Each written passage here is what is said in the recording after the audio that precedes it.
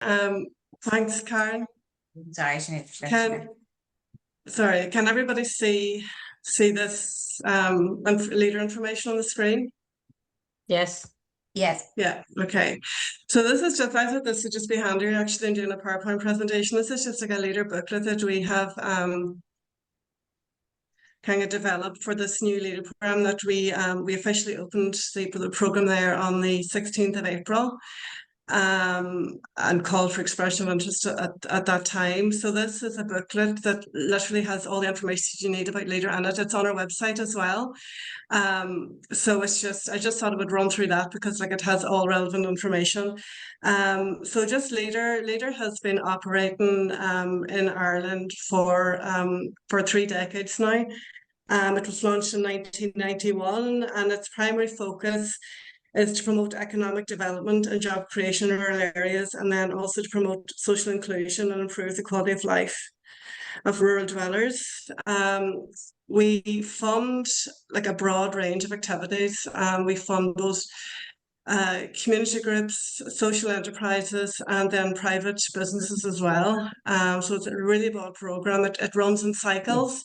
So we've just started a new program. Like I said, there we launched on the 16th of April, and that program, it's a 23 to 27 program. So as always, we're late opening. It's been like that from the start. So we're in 2024 now, and we've launched the done there.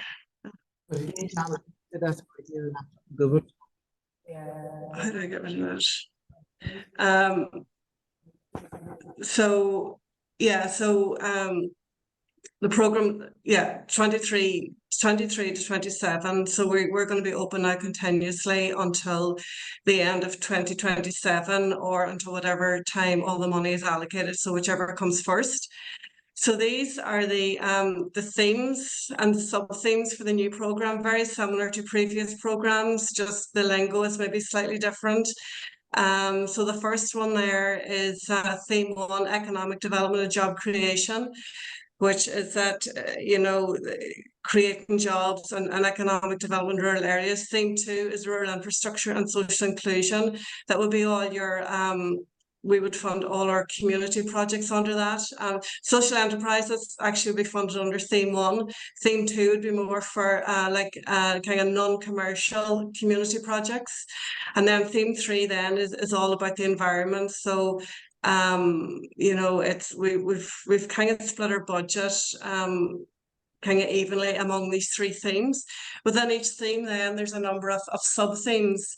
So I'm not going to go through them all. There's a lot in there. Like I said, this information is on our website. But under for social enterprises, under that theme 1, economic development, job creation, there is a sub-theme in there specifically for social enterprises, social community and cooperative enterprises. So that's actually something that's new in this program. We didn't have a specific sub-theme for social enterprises in the last program, although we could have funded them under various different sub-themes. There's one actually called social enterprises in this program.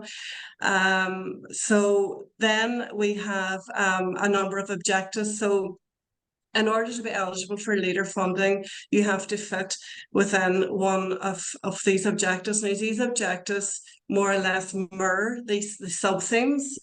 The difference is there's 13 sub-themes and there's only 11 objectives. So we have actually combined a couple of sub-themes. Again, I'm not going to go through them in detail. You see there, each sub-theme has its own budget. Sorry, each objective has its own budget. So some of our budgets are really, really small this time around. So they're again, this information is on the website. The budget's not on the website, but everything else is. So 11 objectives. So we have like just under 4 million to allocate over the next 4 years. And that 4 million is split up 11 times into 11 different objectives. So you can see there under some of them, there's very, very little money. Like for example, under objective 4, enterprise development, we have less than 200,000 in there to allocate over 4 years. So it's very, very small budget. Under social community cooperative enterprises, the budget there is just under 400,000. So that is where we would envisage funding most applications from social enterprises, although if that money happened to run out, there are other options as well that we could fund you under other objectives. Like if you're a social enterprise as well and you have maybe a project that's going to benefit the environment, we could possibly fund you under theme 3.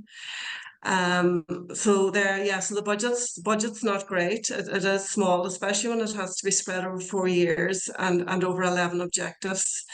So this next section is kind of just the criteria, things that you need to consider when you're applying for leader funding, or things that have to be in place before you submit a funding application. So the first thing there is a local development strategy. I mentioned this already. Sorry. Sorry, go on ahead, Sinead. I'm just trying to mute people as I hear noise coming through, so I'm not sure if somebody muted. Yeah. Right, okay. So the local development strategy, so all projects funded under the leader program have to be in line with the themes and sub-themes and the local development strategy. Those 11 objectives that I mentioned are contained within the local development strategy, and they were developed prior to opening the program and following public consultation. So you have to be able to tie your project back to one of those objectives and one of those sub-themes.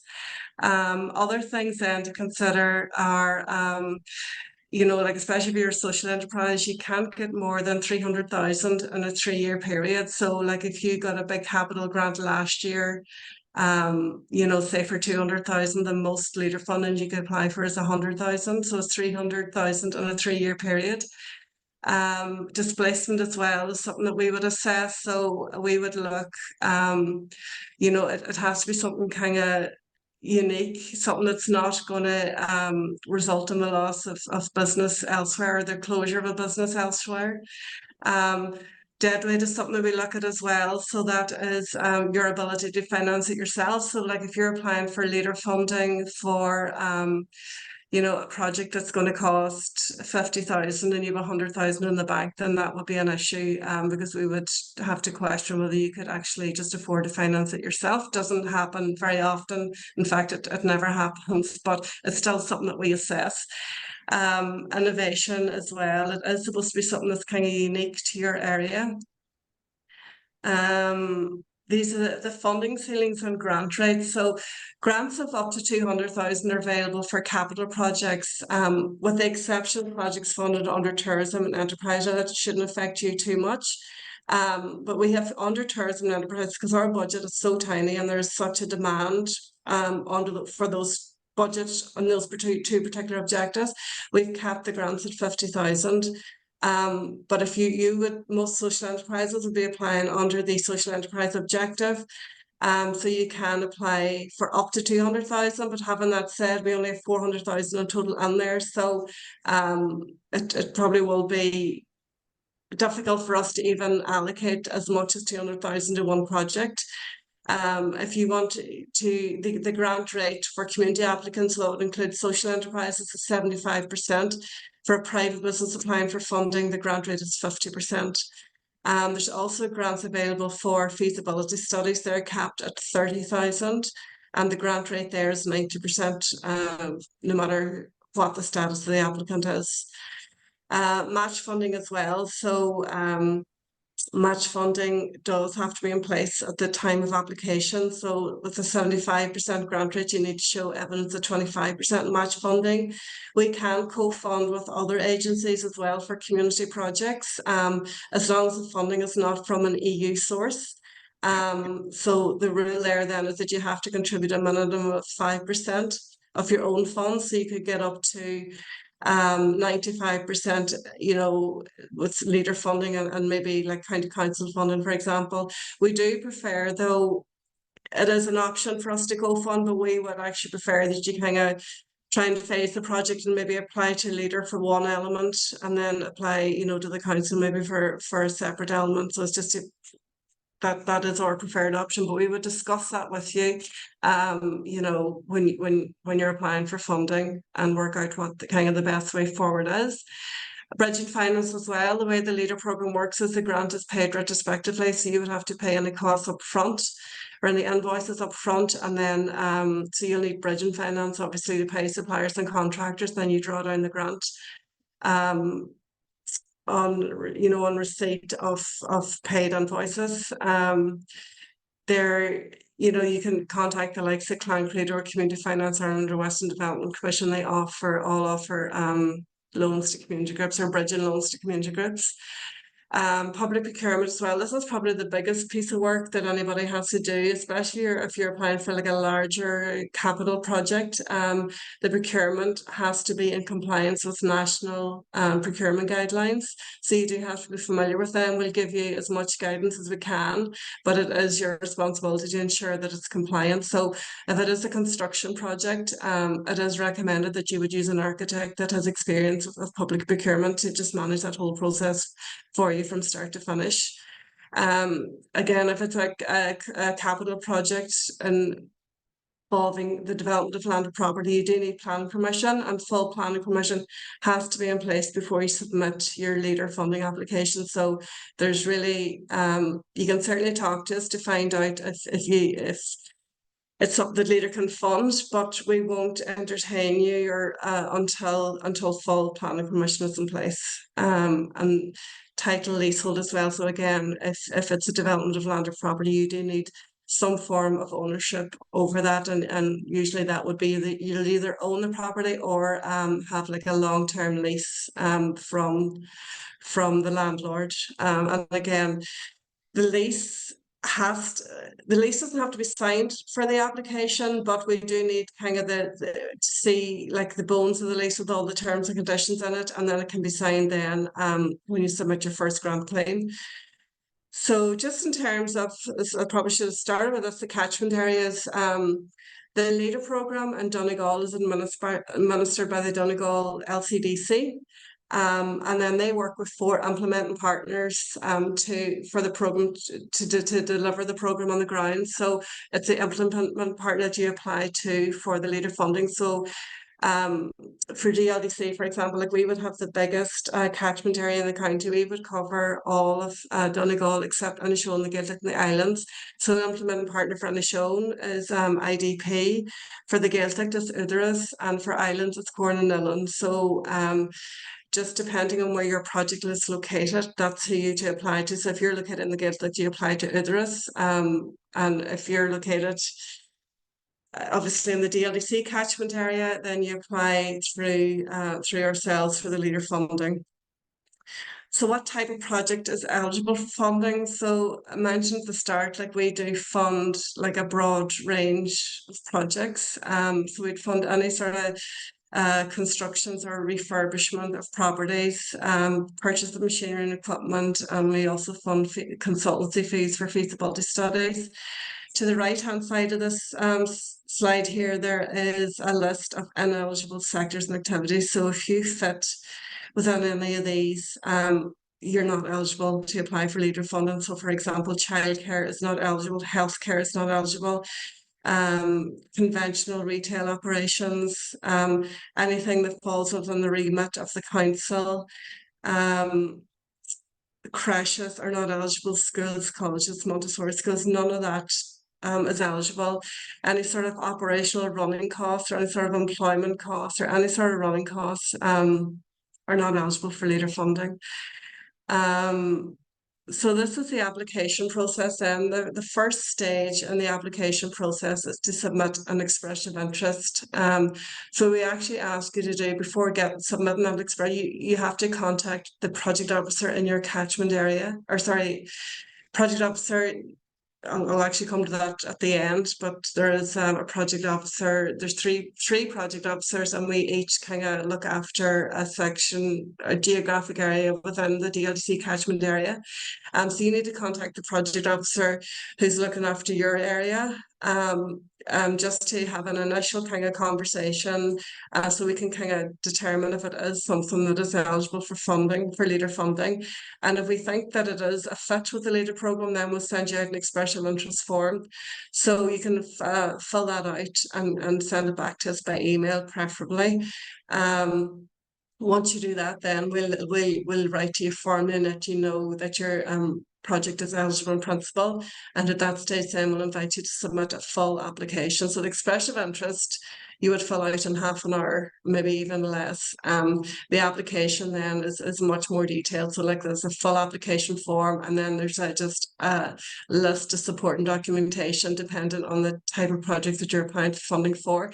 So the project officer as well, either at the expression of interest stage or application stage, will actually meet you and just go through the whole list of documentation that's required, and what's expected of you to submit a funding application. So once you submit a completed funding application, like I mentioned earlier, full planning permission has to be in place.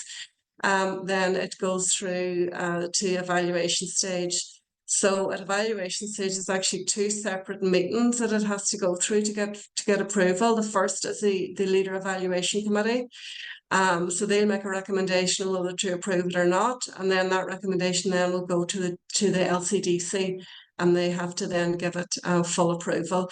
So if it is approved, then at that stage you're issued with a letter of offer, and then you know, you just go off then and start your project. It just is important to say as well that you can't start works until you actually return. You get a letter of offer and a contract, you return that signed contract, and only at that point that signed contract is returned can you start the actual work in your project. And then you proceed then to the grant drawdown stage. So again, you'll have a project officer assigned to you, and they will work with you through every stage of this process.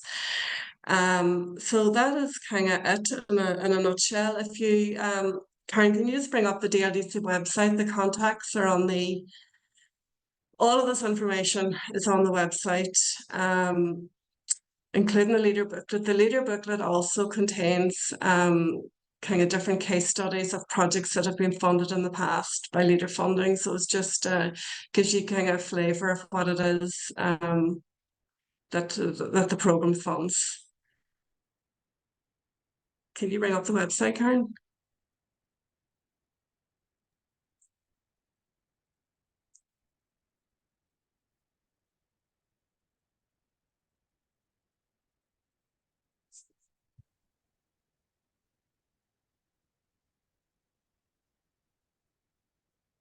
Sorry, I had myself mute. Yeah, can you see that or not? I don't see anything. Right, okay. You want to share me maybe? Yes, Yeah, Sinead, we need yeah. to stop Will I sharing stop and then sharing? If Right, you Yes, okay, stop and then sorry. you can sharing, share, Karen. Sinead, Yeah, maybe yeah. just That's first. it. Yeah, Done that's that, it there yeah. now. Got it now? Yeah, perfect. Yep. Yeah. Okay. So yeah, sorry, because this website I just can't access it at the minute. But if you kind of scroll down to the bottom, Karen, so all that Okay. information there, the booklet is all on the website.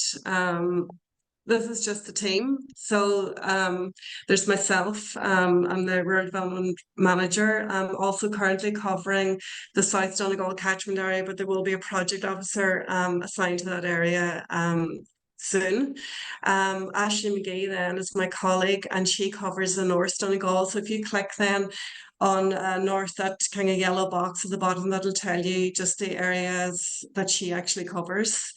And then Anne-Marie Rogers then, she covers East Donegal. So again, you just click on that and that just tells you, gives you just an outline of the areas that she covers. So like if anybody has any questions, you know, the first thing to do is to make contact with one of us. You can contact us by email, or our mobiles are on the website as well. And you know, we'll have a conversation with you and let you know if it is something that we think leader would be a fit with leader, and then you can progress from there.